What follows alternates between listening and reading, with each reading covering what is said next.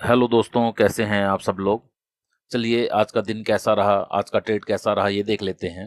और उससे पहले मैं एक छोटी सी बात करना चाहता हूं कि ये वीडियो जो है मैंने बहुत दिनों बाद डाली है। इसका रीज़न यही था कि बीच में मुझे कुछ काम ऐसा था कि मेरे को टाइम नहीं मिल पा रहा था।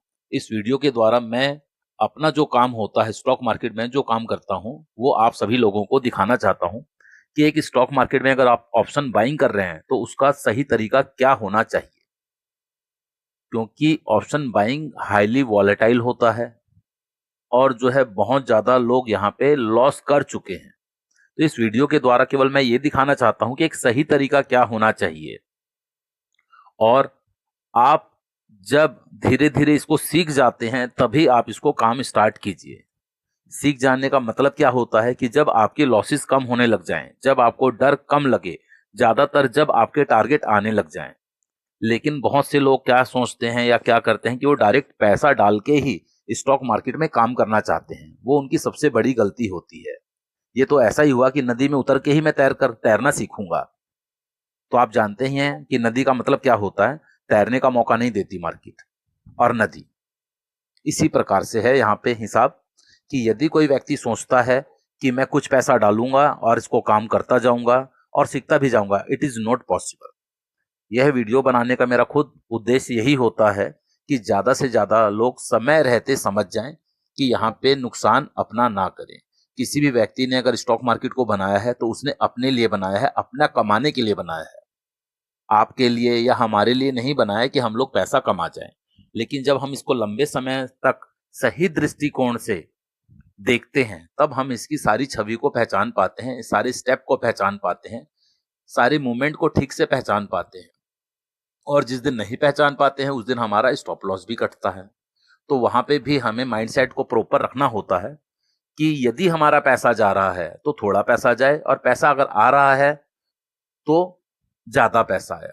और जो हमारे पैसे कमाने के जो दिन हैं, डेज हैं, वो ज्यादा हों। यदि मैं पूरे महीने में कैलकुलेशन करता हूँ 20-22 दिनों में, तो ज्यादातर ये होना चाहिए कि लगभग 12 दिन, 15 दिन, 14 दिन आपका पैसा आना चाहिए। और जो मेरा काम करने का तरीका है, मैं प्रीमियम से कैलकुलेशन करता हूं कि लगभग 100 रुपए आना चाहिए मेरे को। जो मैंने दिन भर इसके एनालिसिस किया, सोचा कि कल क्या हो सकता है, ये एक मेरा मेहनताना है 100 रुपए का। और अगर बात नहीं बनती है, अगर मेरे से अगेंस्ट मार्केट चली जाती है, तो लगभग मैं 70, 75, 80, 60 रुपए दे के यहां से निकल जाता हूँ। बिल्कुल सब कुछ यही तरीका होना चाहिए मेरे हिसाब से। और मैंने इसके लिए कुछ क्लास वगैरह भी चालू करी थी, तो इस कारण से मैं बीच में अपना ये जो यूट्यूब के चैनल पे जो अपनी वीडियो डालता हूँ ये नहीं डाल पा रहा था। अब मैं कोशिश करूंगा कि रेगुलर वीडियो डालूं। और जो मैं यहाँ पे दिखाने का प्रयास करता हूँ वो मेरा एक डेमो का अकाउंट है, उसी से दिखाने का प्रयास करता हूँ, ताकि जो नया व्यक्ति है एक्साइटमेंट में रियल पैसे से ट्रेड ना करे। उसको भी पता रहे कि लगभग 6 महीना, साल भर, 1.5 साल, 2 साल अगर वो डेमो से प्रैक्टिस करता है तो धीरे धीरे उसका डर खत्म हो जाएगा, लालच खत्म हो जाएगा, धीरे धीरे सही तरीका पता लग जाएगा। क्योंकि जब आप एक्चुअल पैसे से एक लोड से भी काम करते हैं तो भी मार्केट आपको यहाँ पे टिकने का मौका नहीं देती है। तो जिस हिसाब से मार्केट थी, इस हिसाब से उम्मीद यही थी कि मार्केट ऊपर जा सकती है। यहाँ पे देखते हैं हम लोग चार्ट पे, ये बैंक निफ्टी का चार्ट है और मैं बैंक निफ्टी में ही काम करता हूँ।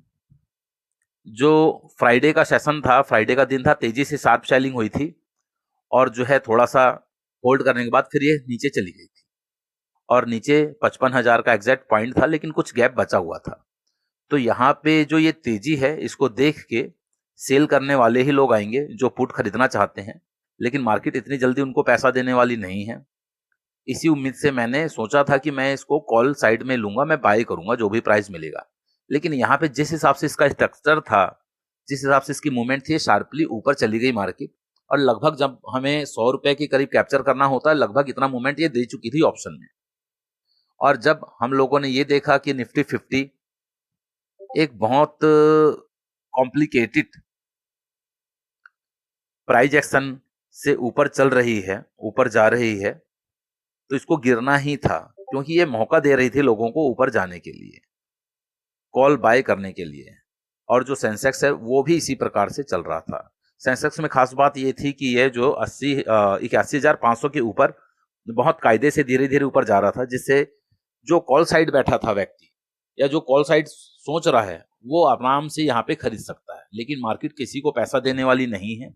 जल्दी से यहाँ से गिरना संभव था, और जिस हिसाब से यहाँ पे मूवमेंट बन रही थी, लगभग मैंने 9:34 पे इधर कहीं पे इसको पुट साइड पे बाय कर लिया यहाँ पर। तो पुट साइड पे जो मैंने बाई किया, मेरे को प्रीमियम जो मिला 55,400 का पुट, ये था 240 रुपए का, और लगभग 340 का मैंने निशान लगाया हुआ था।